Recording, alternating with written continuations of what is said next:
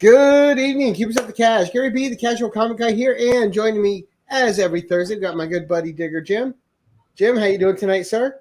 Doing great. Doing great. Ready for the weekend. Nice, yeah, same here. And of course, the man of the hour tonight, we have Mr. Brian LCS with us. Brian, how you doing tonight, sir? I'm doing well. Thanks for having me. Oh, no problem. So we are here tonight with Brian. We're going to talk all things The Doctor. We're going to discuss the Kickstarter, which has 3 days left on it. But before we do that, Brian, why don't you give the quick breakdown, who you are, where people can find you, and what your channel's about? Sure. So Brian LCS, I've been on YouTube for talking comics for about a little bit over 3 years now. We started the CBC Awards, so Comic Book Community Awards that highlight the comic book community, and we're getting ready to kick off the voting nominations for this year, June 15th. That kicks off. But yeah, I do a weekly live stream and some pre-recorded content, comic book, hauls and things I'm picking up, things I'm collecting. So yeah, the kind of the usual, like the usual suspects, the usual stuff you see on YouTube, right? All right, good enough. All right, let's say hi to who we got in tonight. First in, we have Las Cruces, who is checking in way early this morning. He was, because I saw it pop in on my feed when I was checking stuff and still editing. We have one of my all-time favorite people, Jared the Jitterbug. We have another great supporter of the channel, Miss Bobby Catalano. Good evening, Bobby. Nice to see you. We have another one of my favorite people, Anachronic Comics, Joe. How you doing tonight, Joe? We have Brad Wellbore. Great to see you, Brad. Thank you for coming in, sir. All right, we also have Marty Electo, another good Canadian guy. How you doing, Marty? Great to see you. And we got Jim saying hello. We have KBDM. Good evening, sir. Nice to see you. All right, and as people are getting their notifications, I'll keep giving them a little tip of the hat. Usually we got a flurry that pops in about 3-4 minutes after we go. But for now, we're just going to get back to it. And we're going to start out with some questions. So, Jim, feel free to interrupt me whenever you want. But because I'll just keep talking and asking. But so I do. Right, let's just start out basic. All right, you have a quick Kickstarter. It's called The Doctor. When did you first know that you were going to start a comic, and where did this concept of The Doctor come from? So I started kind of brainstorming some story ideas sometime last year.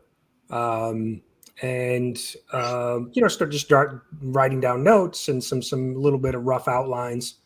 And then I started asking a lot of questions. So Brandon from Dismay Comics, Doug Bratton, who wrote Isolation, I kind of reached out to them. And actually, I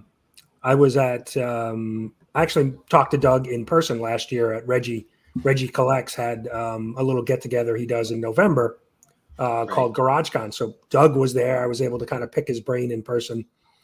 So really started kind of doing some behind the scenes research to figure out what it takes to actually, put a comic book together.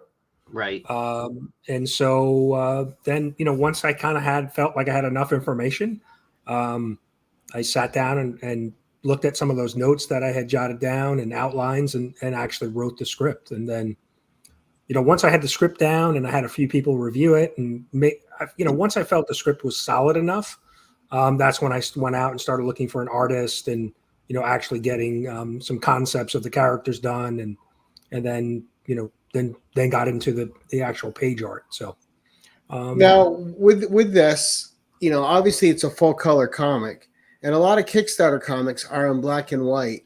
Did you toy around with that at all, or was it always going to be color from the get-go?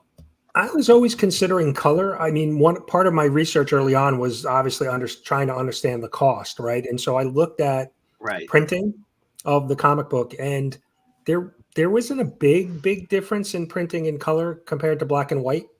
It's not like it's $1,000 more or whatever it may be. It's just paying the colorist. Right. Yeah. It was. Well. Yeah. So I was lucky enough to have the artist, the actual artist who did the pencils, actually did the coloring as well, and so I kind of had two for one. I didn't have to have somebody draw and then somebody color. So that was that helped with the decision because there was from a cost, there was savings there.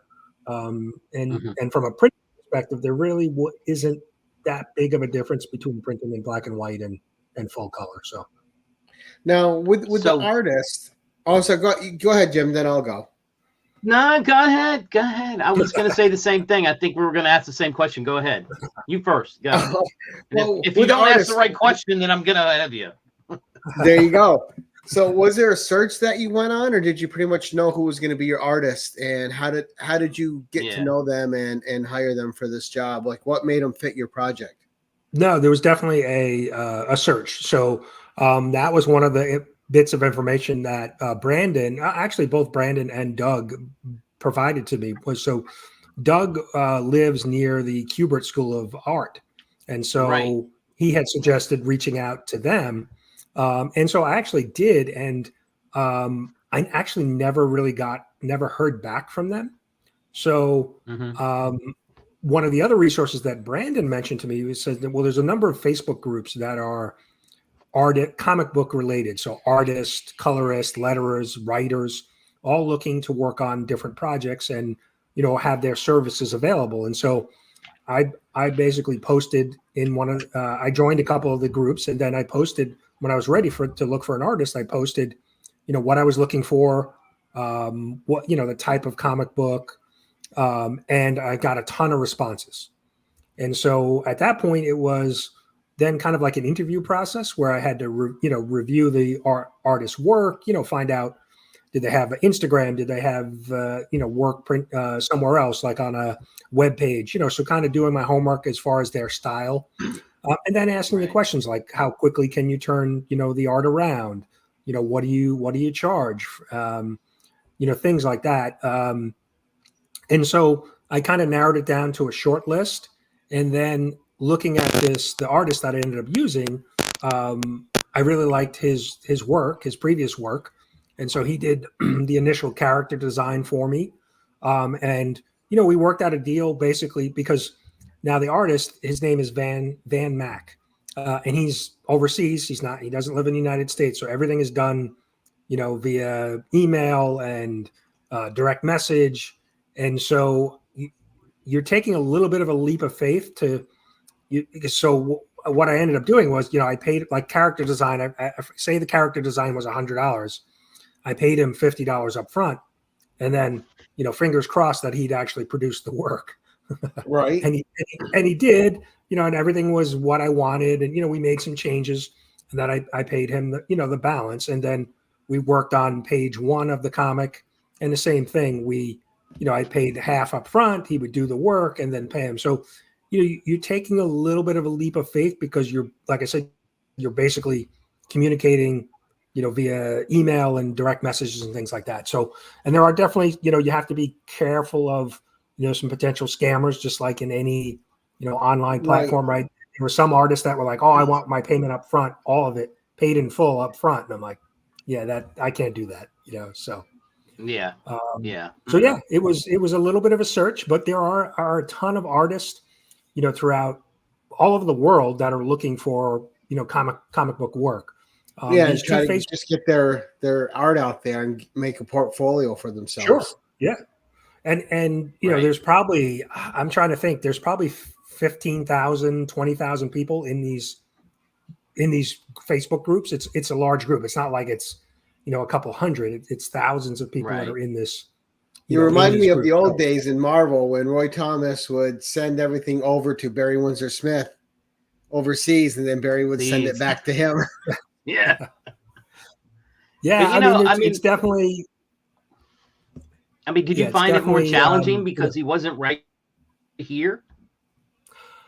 There were times that I would send like direction or description of something that I would want. And what I found was sending reference photos. Obviously you can do a quick, Google search on photos, or actually I even leveraged AI a little bit. So I would use AI to type in, say, a look and feel of a character, a male, 30 years old, muscular build, brown hair, whatever it may be. And I I would get that photo through AI and then use that as a reference for the artist and say, this is the character type that I'm looking for. And then he would come up with his own rendition of that. So Sure. reference photos was a big must to help, bridge that gap with, not communicating, face to face or on the phone or, in person. So. Now, did you storyboard the panels yourself, or was that a collaborative process with your artist as well? Like, was he coming up with the way the panels were laid out, or were you giving him direction for that? I was giving him direction. So within the script format, I would write, so I wrote the script first, just dialogue and story. And then I went back and kind of blocked it out saying, all right, this is going to be in panel 1. This is panel 2. These are the different panels per page. So I kind of did the storyboard blocking, but just from a description standpoint, right? This is, the interior, it's an interior room, those type of things. And then the artist would work on it. And then we would, there were sometimes I needed to make some changes or continuity sometimes from page to page. Maybe, if there's one scene that's set in at New Year's in New York. And so when he originally drew it, everybody was in short sleeves. And I said, well, it's wintertime in New York City. They need to have jackets, and, they have to be right a little bit more closed. So yeah, nice. Yeah, go ahead, Jim. No, you're fine. I was just getting ready to say that's kind of like one of those little small details that sometimes can get lost in translation, or they just don't see, but you already know that you're looking at. And I've heard that before. I even think that, and I don't think it's just you. I think you have to. I think Doug brought that up too. That there was a lot of freedom he was giving to the artist, but there were things that he'd be like. I think he said something about he didn't like the way the shoes were. Shoes they weren't fit. Time period accurate or something, or they would give something away. So you have to right. So that's part of being a creator. That's your right. Right. Yes, and they may not be.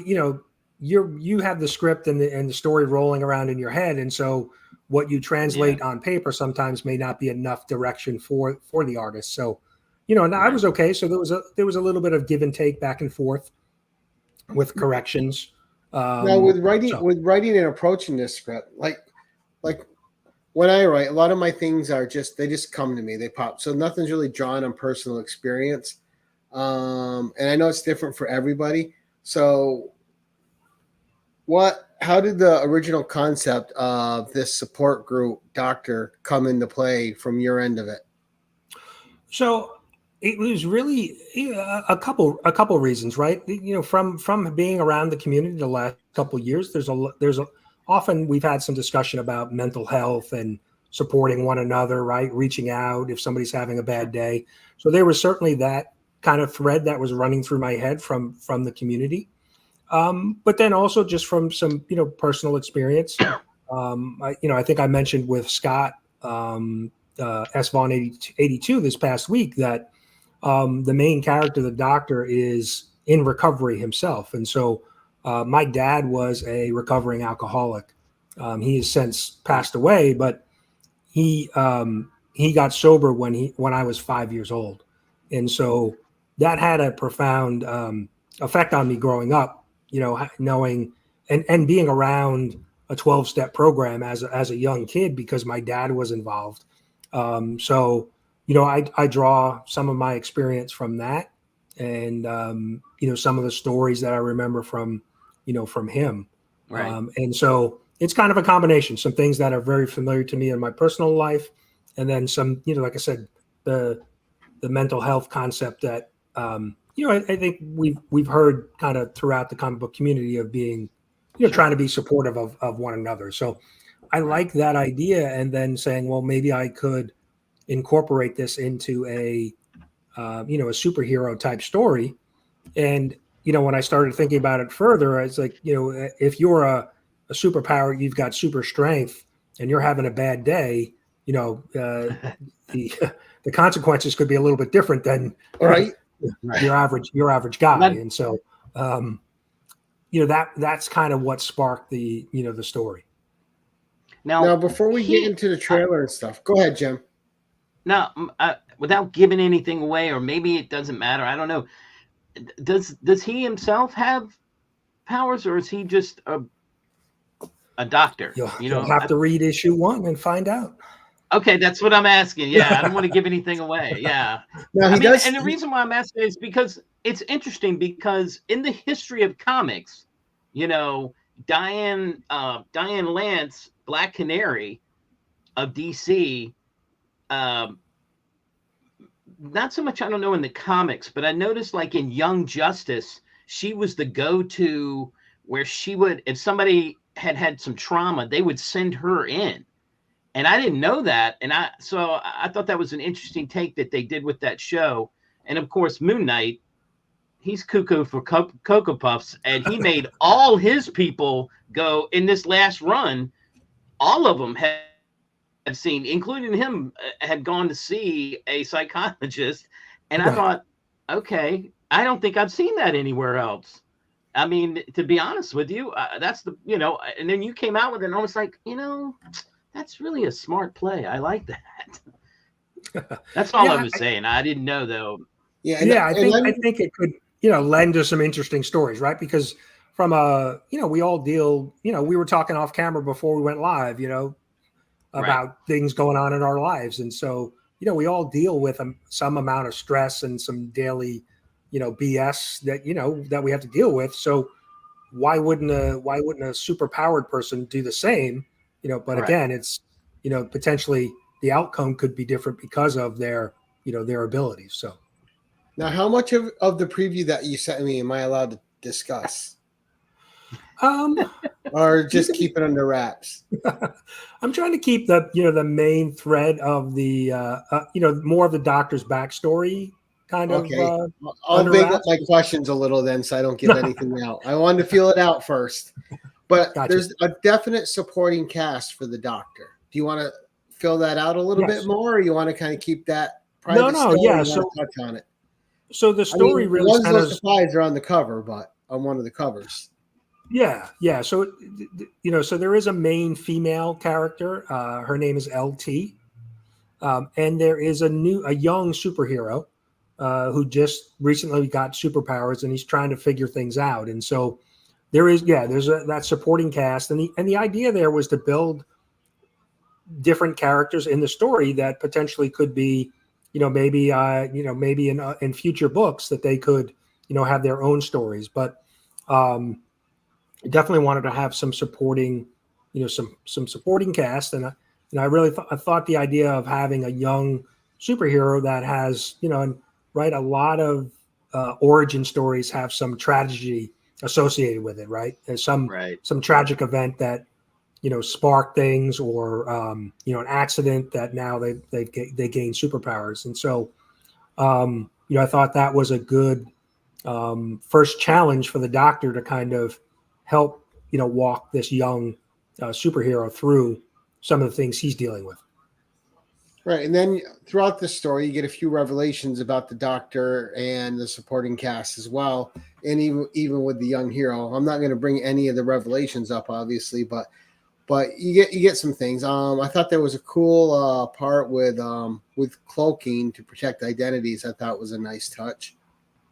Nice. Yeah. So trying to do something unique. There's a lot of there's a little bit of setup in this, obviously first issue, right? Understanding, the environment that we're in and how the Doctor, runs, support groups and meetings with the superheroes.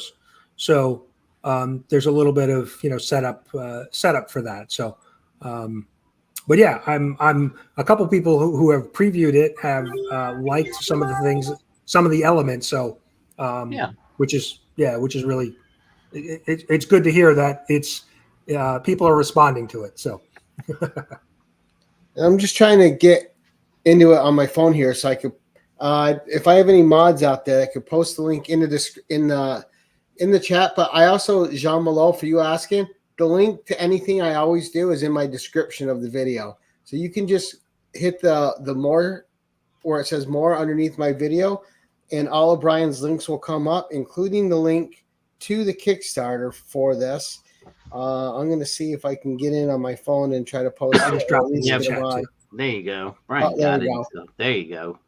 So what made you, I mean, and I guess that's a big question in itself. And I'm just not familiar. I don't know. Are there more than just, is there more out there than just Kickstarter, or is Kickstarter the way to go? You know, as far as No, crowdfunding, I've only heard of Kickstarter. no, there's a few others. Indiegogo. I think it's Fund My Comic, or there's a few others. I just went with Kickstarter because I think most people recognize Kickstarter. Right. And just looking at the interface of setting up a campaign on it, it seemed pretty straightforward, pretty easy to navigate. And so that's really, I didn't really look at the other platforms too much, just because I'm most familiar with Kickstarter myself, and so that's why.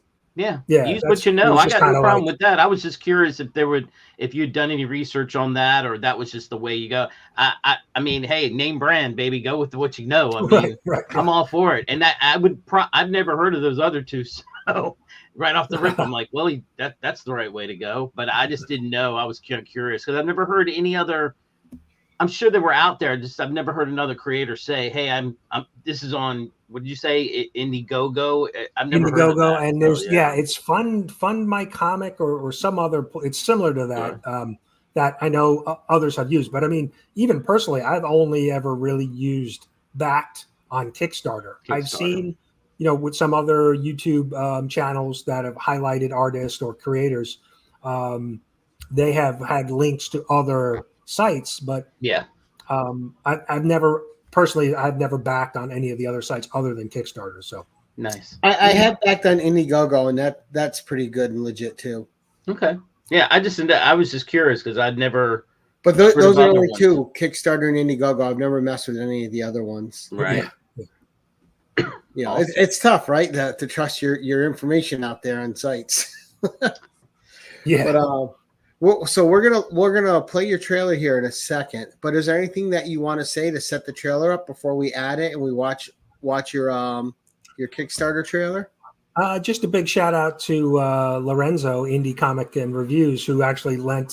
He's the voiceover man in the trailer. So Lorenzo's got a great voice. Yes, I needed a silky smooth voice other than not mine.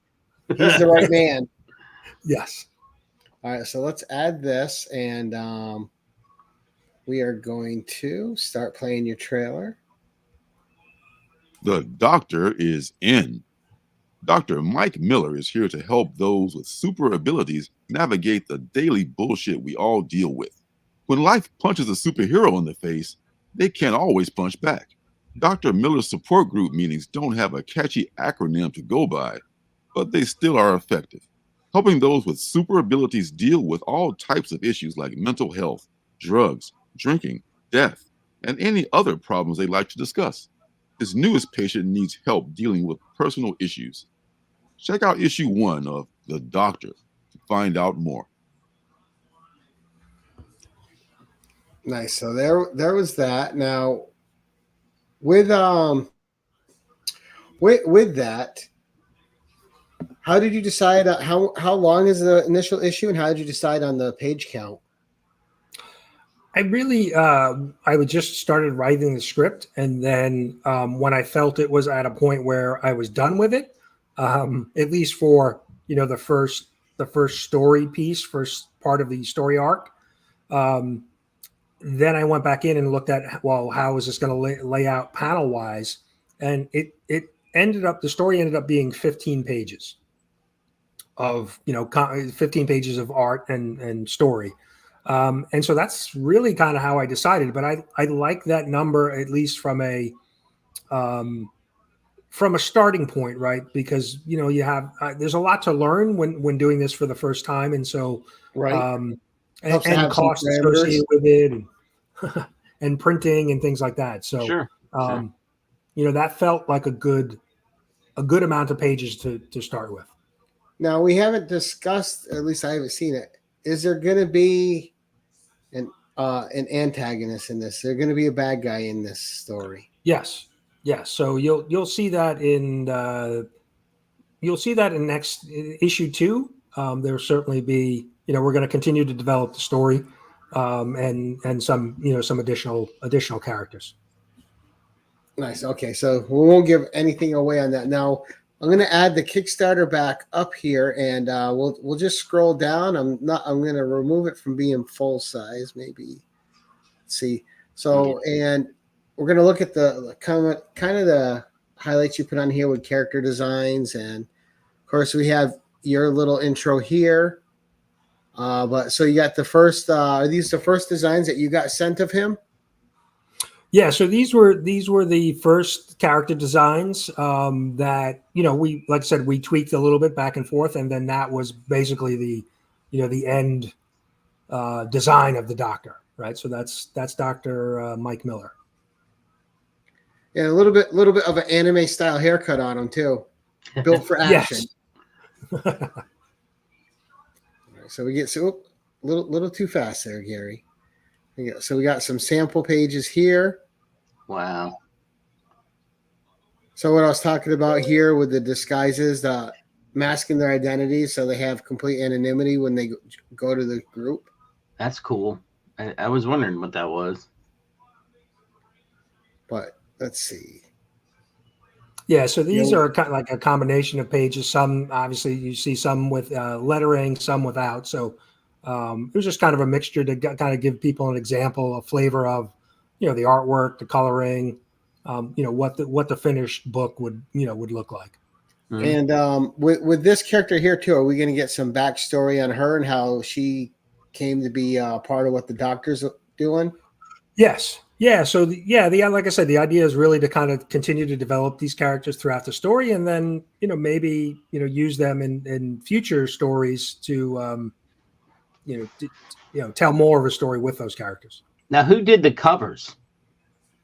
So I had 3 different artists. So not the interior artist, Van Mack, didn't do he didn't do a cover. So I worked with 3 other artists. So that's cover there is actually a good friend of my daughter's. Mario, his name is Mario Martinez. He's an artist. He actually works, believe it or not, at CGC.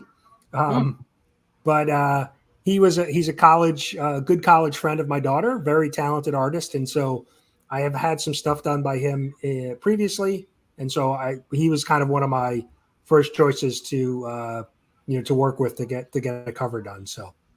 Yeah, I think that's the cover that spoke to me. I think that's the one I chose. Oh, you got to choose? Oh, I'm gonna have to go back and put more money in to pick that. I didn't remember picking a choice. That's the one I want, though. I think I did. I don't remember now, but so then we got the main cover here, the Doctor. Yeah, that reminds me of whatchamacallit, right? The Wolverine. Yeah, the Wolverine. So that was just completely the homage cover. I actually sent the artist the Wolverine cover and said, look, I want the Doctor drawn just like this cover. And so he did a very good job. It's kind of creepy, but I like it. I don't know what it is. it's like come here, I want to talk to you. I kind of like it. I wanted to kind of do something familiar, Yeah. No, I think it's awesome, Brian. And then of course, so you had Justin Birch as your letterer too, right? Yeah, so that was, I reached out to Justin when I started getting the artwork done and asked him, and he, said sure. He was right on board, and a great resource to have too, because of his experience in the industry. So he was able to give me some pointers and tips too. So also tell us, Brian, because I don't have any kind of knowledge when it comes to Kickstarter. How do you design what your goal amount is and what you're going to put out there? So what's that kind of process like? So Kickstarter actually has like a behind the scenes calculator that you can use. So, Kickstarter charges a fee. There's a certain fee. It's basically about 10% of your campaign that Kickstarter will keep. And, you have to factor in shipping, printing of the book. So, but one of the pieces of advice that I got from from Brandon from Dismay Comics was that he does a lot of self-funding, because one of his last campaigns that he ran, his goal was $500, and I asked him, I said, how can you produce a comic book for $500? And he says, well, I can't, but what I use that money for is for the printing. So he does a lot of self-funding up front. So he basically almost has a completed project. And then when he runs the Kickstarter, it's really just to help recoup some of the money and pay for printing and things like that. And so I took that advice and that's what I did. So that's why we have it. We have basically, I have a completed book that at the end of the campaign, I'm going to be able to send to the printer and hopefully have a very short turnaround time to be able to have books in people's hands. Which is good because it always makes me nervous to back something where they're like, oh, we're finishing it as you send us the money to pay the team. I'm like, oh, goodness. Right. Like, well, that's what a lot of team gets mad because they're waiting and they go, well, we're out. Right. Well, that's what a lot of Kickstarters do. They're really using the funds to really begin the project. And so I didn't, I was lucky enough to keep costs relatively, inexpensive and be able to self-fund it up front. And so now it's using the Kickstarter to recoup some of the money, pay for printing, and then begin work on the next issue. But yeah, you have to factor in all those things. Like I said, printing cost, shipping cost, to come up with your goal, your goal amount.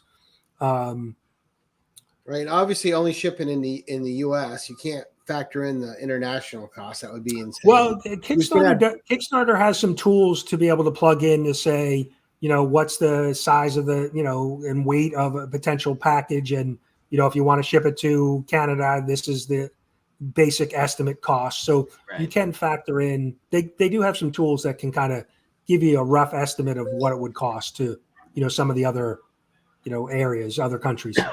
So like you've already reached one of your stretch goals. Yeah, I actually reached 2. It's the second stretch goal today. So we reached, so there's a bookmark and there's some stickers that'll be included. So we reached stretch goal 1, 1 and 2. We can't get that coin though. We need that coin. Digger Jim needs the coin. Yeah, so we got the bookmarks. And stickers. So where does ECS Comics come from, Brian? So ECS Comics is something I've kicked around for a long. It's the ECS is the initials of my 3 children. So it's just kind of a logo and an idea I've had in the back of my mind for a long time. So that's kind of where that comes from. And so we discussed LT, we discussed the doctor.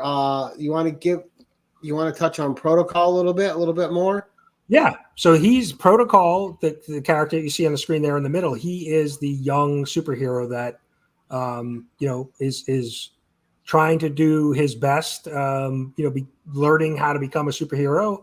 And he has an encounter with LT, and LT kind of introduces him to the doctor. And so he's also got some baggage, some issues that he's dealing with, some personal life type stuff that he's trying to deal with. And so, the part of issue 1 is him, kind of opening up and attending a session with the doctor and trying to get some help with some of the things he's dealing with.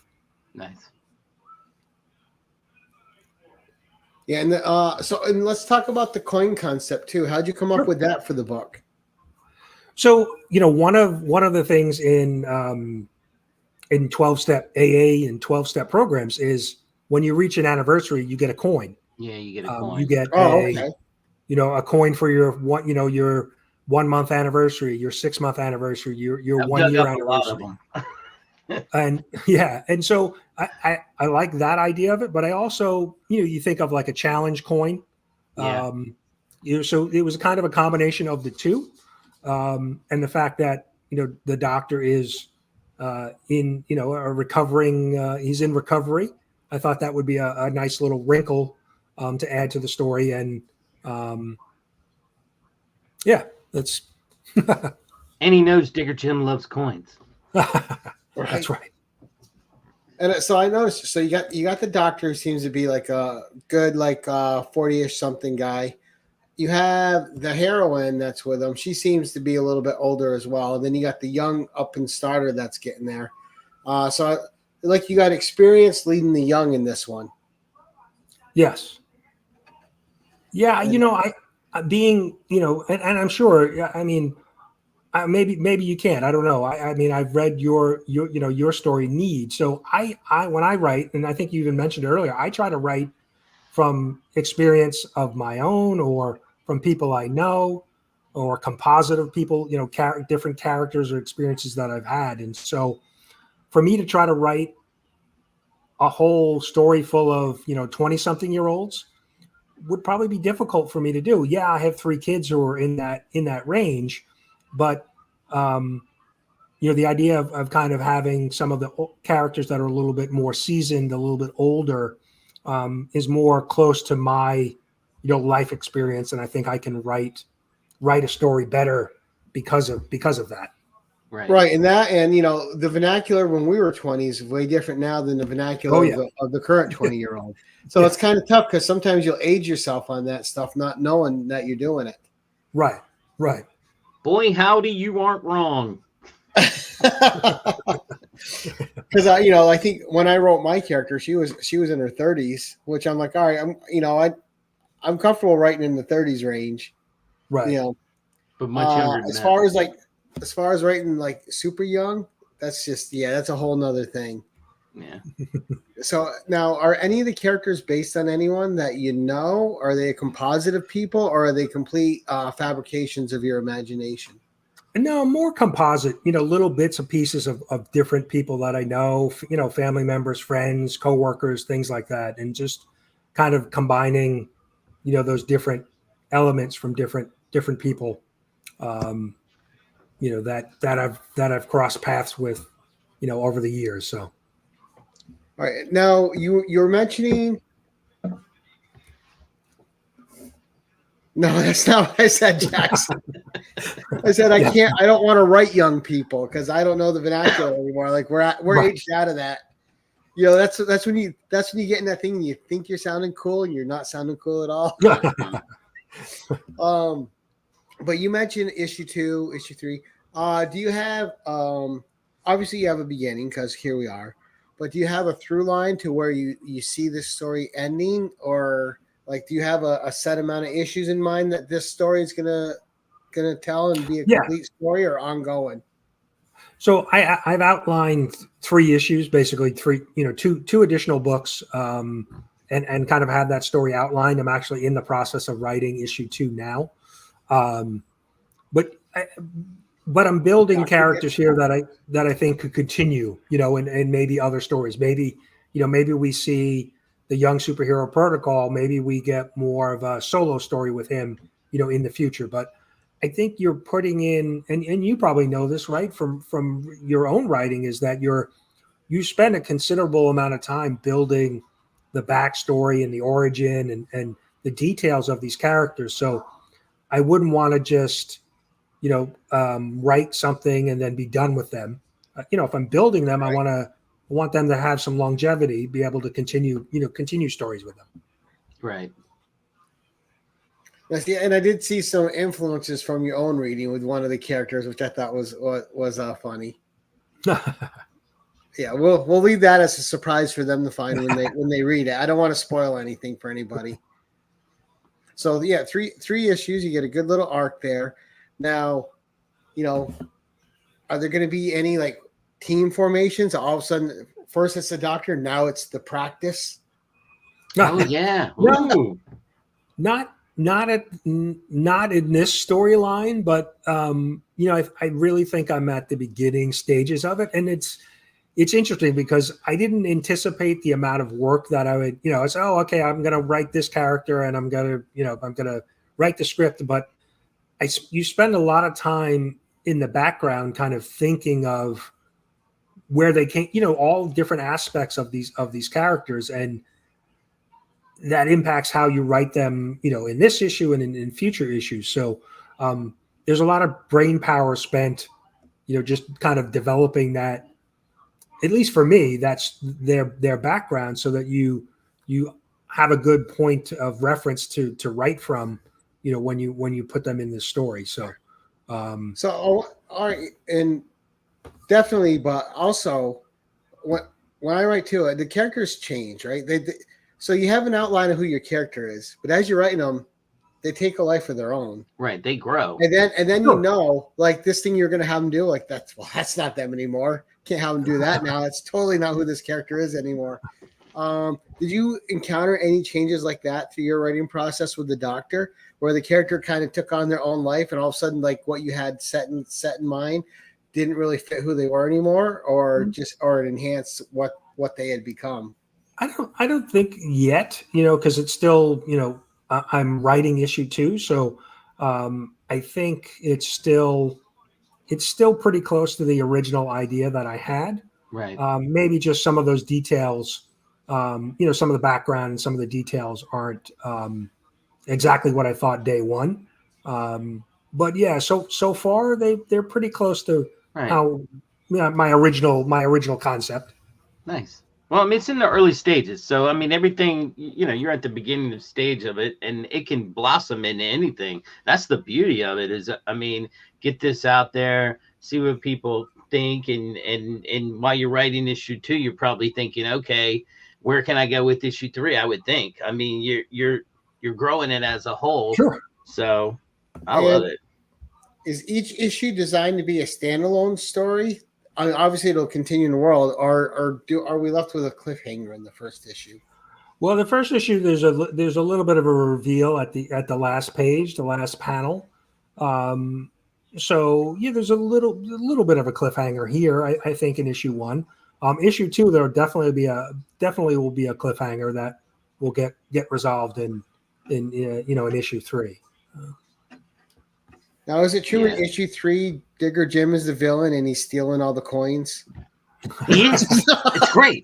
Can we have Digger Jim be the villain? Guy running around with the shovel. It's sort of like Thor, just chopping people down. I'm okay with it. Putting him in the ground. We're gonna bury the Doctor. He's going down, son. It's funny. Malpractice. Some people have mentioned that to me. Like, would you incorporate? In issue 1, it was really just kind of writing it and not really thinking about maybe some Easter eggs or some community inside joke in there or something like that. But I definitely would like to do some of those fun things in the future. It's set in New York, right? Yes. Yeah, so you'd be outside, the guy's walking down the street, and there'll be like a little DJ Leak sticker on the on the wall or on the what is it, the pole or something. Be like, stick around. Or he's going through Queens, walks by Spidey's house, like this place is there's always something happening here. We avoid this house. Yeah, that would be hilarious. Yeah, no. So there's definitely some potential, with some inside things like that, which I definitely want to consider, moving forward, because I think that, that can be fun. Oh yeah. That would be awesome. Yeah. Joe says, Digger Jim sounds like a villain's name. He is a villain, straight up. Right. Oh, shenanigans. So you got 3 days left. What would you like to tell anyone that's watching this for the first time? Like why they need to rush out there right now and back this project for you? Well, first thing, I need to thank everybody. I mean, I can't believe. I mean, I don't know what your reaction was to your book, Gary, but I wasn't.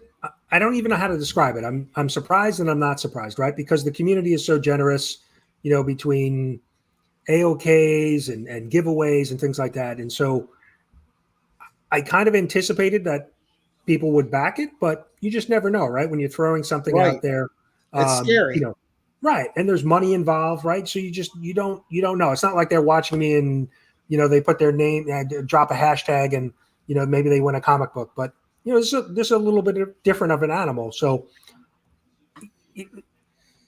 like I said, I'm surprised and I'm not so surprised. But big thank you to everybody who's backed it so far. What I'd say to somebody who's maybe on the fence is, give me a try. You can get a digital copy, very, very inexpensively, and it will be the full issue, and you can check it out and see if the artwork and the writing is your style. I know based on my own experience reading and watching a number of other channels do reviews, not every book is going to be for everybody. Right. But you don't really ever know that until you get an issue in or two in Right. before you know, well, no, this isn't my cup of tea. So Right. but I think if I'm trying to build a classic, your if classic's the right word, but a superhero story with these, a little bit of support, recovery, mental health, kind of Yeah. A in little there bit as of well. gravitas in it. Yeah. So to kind of, I just to try to do something a little bit unique and a little bit different, that may pique interest other than your, typical, good guy fights bad guy and good guy wins at the end of the day. So, Right. Now, Plus, if we get it over 2,500, we get a coin, and that's what we want. We want the coin. Let's go, people. It's not about you. It's about me and Brian and the coin. I'm full of something. you got me tonight. I laughing, don't but know I what forgot it my is. question. I might just have to send Jim a coin. Right. The prototype. Forget the book. I want the coin. No, I can't wait for the book. This is gonna be Oh, awesome. but yeah, but it's definitely tough putting something with your name on it. Sure. Yeah, Because you're opening yourself up for criticism, right? I mean, like I said, I know there's people that are not going to, but I've been through that with the CBC award. So, this is easy compared to that. Well, I mean, from an outside perspective, a person that isn't uber creative and doesn't, I mean, I can't even begin to understand your thought process of writing to begin with. I'm always going to back something you guys do just because out of mad respect that you're making the attempt to do it to begin with. I wouldn't even bother. I'd just be like, it's not in my wheelhouse. I'm just not a creative person. I married a creative person. That's not, that's not me. That's why I love comics. People that do that. So I'm sure your wife loves her Simple Jack. If you get the reference. Right. She does. But I'm sure, Gary, for you, like, so I printed it out. I printed out my copy just on my printer at home. Right. So I'm holding the book here, and so I feel like I've already made it, right? I have something I created in my hand already. And so I'm excited to see it, professionally printed in a true comic book format. But yeah, holding something that you made actually in your hand after you get it back is its own feeling. Yeah, definitely. It's just like, okay, I did it. No matter what else happens, I did it. Right. Whether it's received well, whether it's in the pooper, I did it. I took that step. I put it out there. I mean, like from my side, just like you, I didn't expect the amount of support. Like when that came out, and like that first week was just hotcakes and just all over. It'll be the same thing, I think, when people start getting yours in the mail, and all of a sudden, people are reaching out to you to talk about it and have a discussion about it. But I did want to address this question from Tate Prime. And he says, will there be a way to support after the campaign ends? So I'm going to have additional copies printed, right? So I'm going to obviously fulfill everything from the Kickstarter, but I'm going to have extra copies. And Kickstarter just added, I think this is really just like new within the last couple weeks. You have the ability now, once the campaign is finished from the initial goal, that you do have the ability to leave it up and running so that if people want to buy any of the tiers afterwards, gotcha. They can't, after it's successful, that they can still do that. So I think that's fairly new. I don't think Kickstarter's really ever done that. Nice. So you'll be able to do that. I'm going to have a couple of the books open after the campaign officially ends June 2nd. But I'll have, I'm going to have extra copies printed as well that I can, and one of the ideas that somebody came up with was, well, what about a blank cover? To have some of the artists in the community maybe, do their rendition of the Doctor or any of the other characters. And so that's something that I think I didn't have as part of the campaign, but will do in the printing process, is have a sketch cover, a blank cover done. Or one of the stretch goals, right? What do doctors do? They're always taking notes on a sketch pad, the official doctor sketch pad. Yeah, that's cool. Yeah, I like that idea. But so nice. So we got issue 1 in the books, fully funded, ready to go. Everything that's coming now is gravy for you as far as the Kickstarter. Yes. But it helps to promote and create interest for issue 2. Do you have a timeline for the next Kickstarter? So I think, so my goal really is to get this one complete, get the books in hand, and get it fulfilled. Get them all shipped out.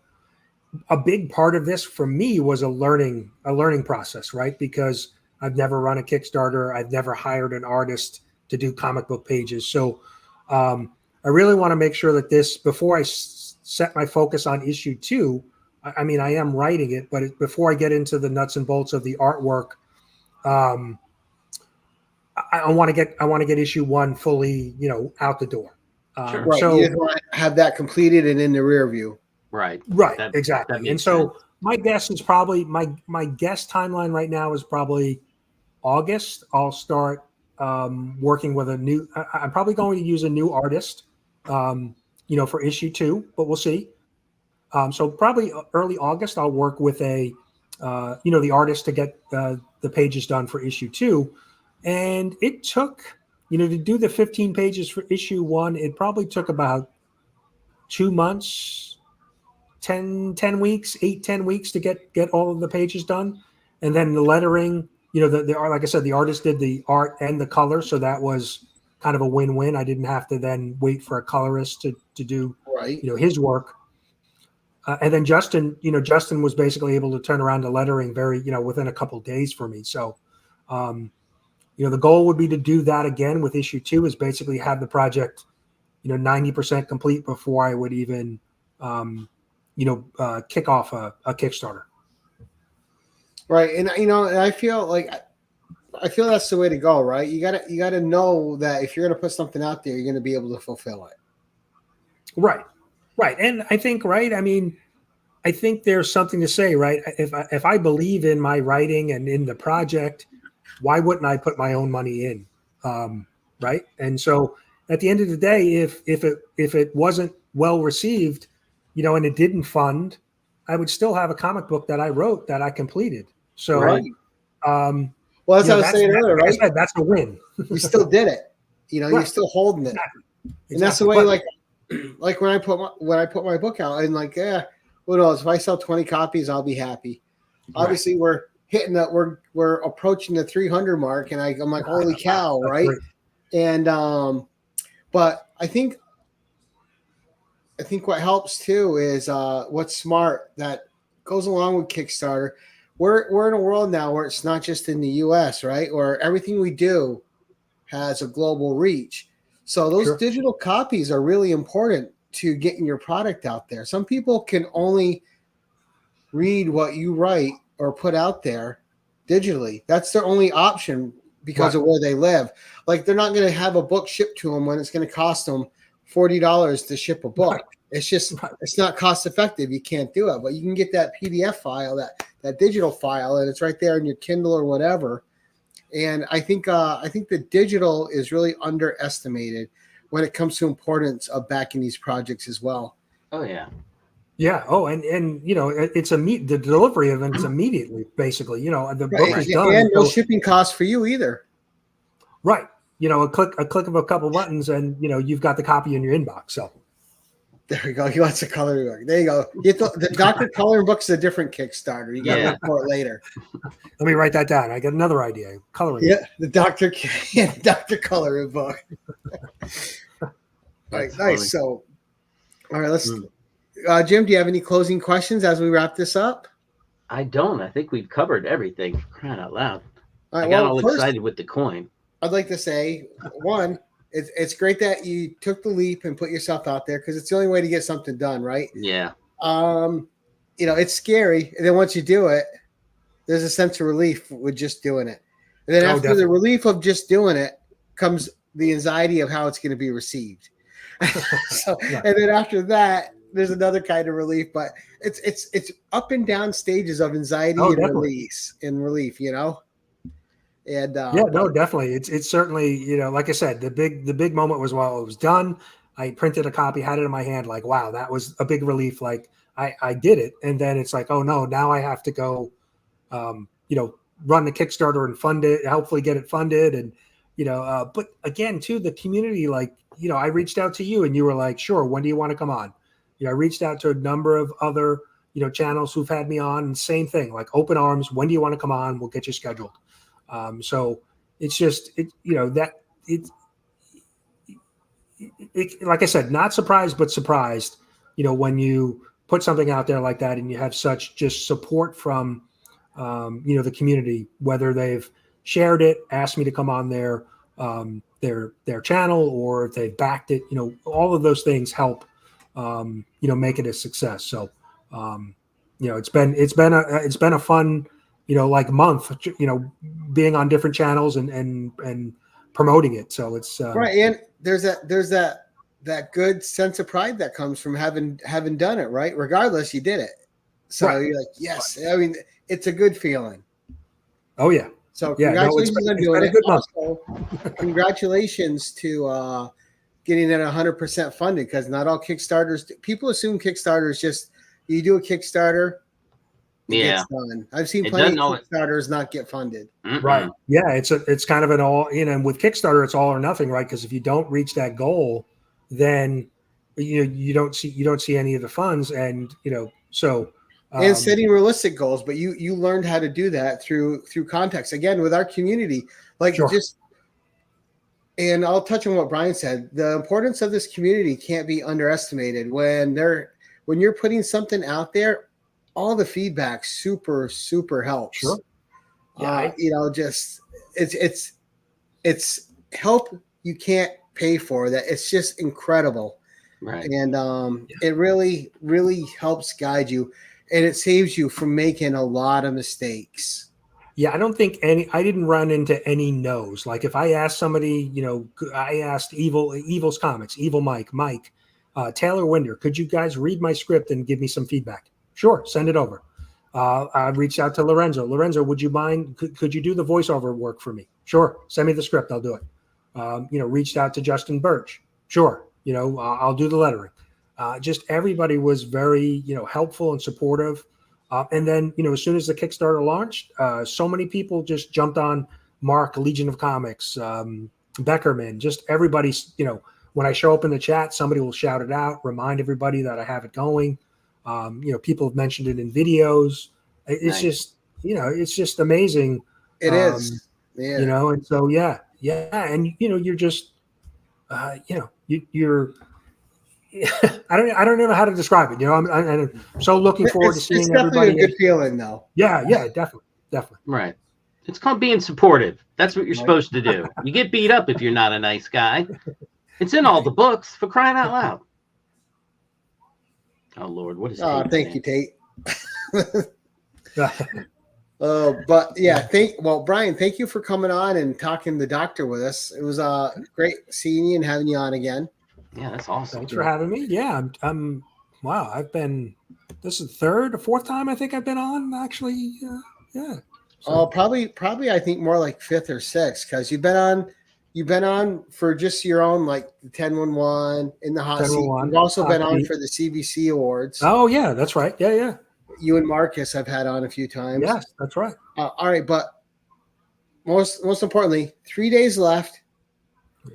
Where can they find you promoting the book next? Whose channel are you on next that people can go find you? So this was it. This was my last one. I'm going to be. I have my live stream on Sunday mornings now. Breakfast with Brian moved from Saturday to Sunday, so 9:45 Sunday morning Eastern. I'll have my Breakfast with Brian, and that'll kind of be the last promotion of talking about the book. You know, I'm certainly will be posting up on Instagram and things like that. But you were the last show, Gary. So nice. All right.